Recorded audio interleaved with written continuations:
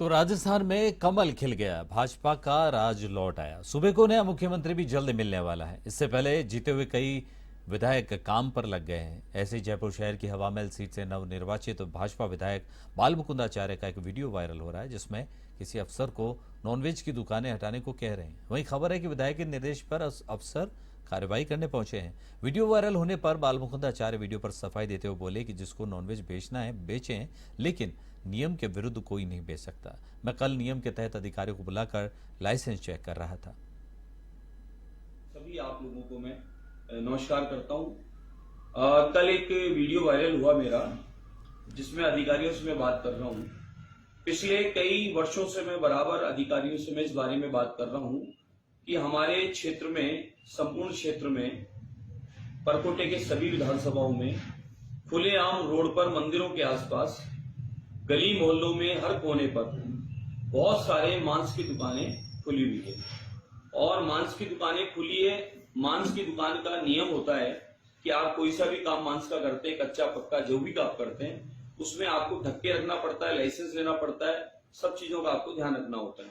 लेकिन मैंने ये अनुभव किया कि मैंने शिकायतें कई बार कई जगह की है और कई संस्थानों के, संगठनों के, माताओं बहनों के मेरे पास में शिकायतें लगातार आई है कि साहब हमारे क्षेत्र में खुलेआम हर कोने पर मांस की दुकान खुली हुई है। कोई बिरयानी के नाम से है, कोई चिकन सेंटर के नाम से, कोई किस नाम से है।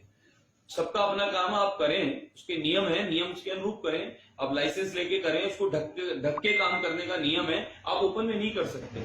इसका कई बार निवेदन किया अधिकारियों को। कल मैंने अधिकारियों को सुबह से फोन करना चालू किया। बहुत सारे लोग आए हुए थे कि साहब इस क्षेत्र में ऐसे ऐसे हो रहा है, हमारे गोविंद जी के मार्ग में हो रहा है, हमारे ताड़केश्वर जी के मार्ग में हो रहा है, हमारे हनुमान जी के मंदिर के मार्ग में हो रहा है, हमारे गली के अंदर हो रहा है, गली के बाहर हो रहा है। हर जगह लगभग हजारों की संख्या में मांस की दुकानें खुली है। कोई दिक्कत नहीं, खुली है, खोले, जिसको खाना वो खाएगा, जिसको बेचना बेचेगा।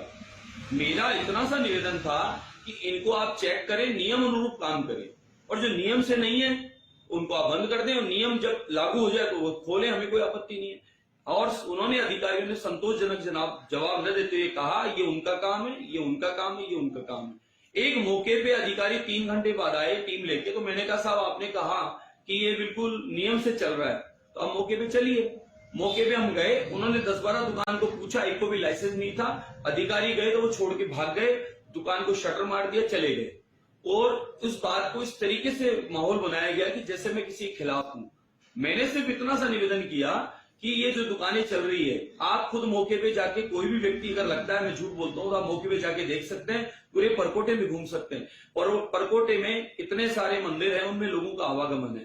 परकोटे में टूरिस्ट आता है, उनका आवागमन है। हमारी क्या छवि जाती होगी, क्या फोटो खींच के वो भेजते होंगे, ये चिंता का विषय है। तो इसलिए मैंने निवेदन किया, खाली इनको देखें आप। और वो नालों पे, गंदगी पे भी वो काम कर रहे हैं, तो भी बीमारी का काम भी हो रहा है। तो इसलिए हमने कहा कि आप इनको नियम से काम करो।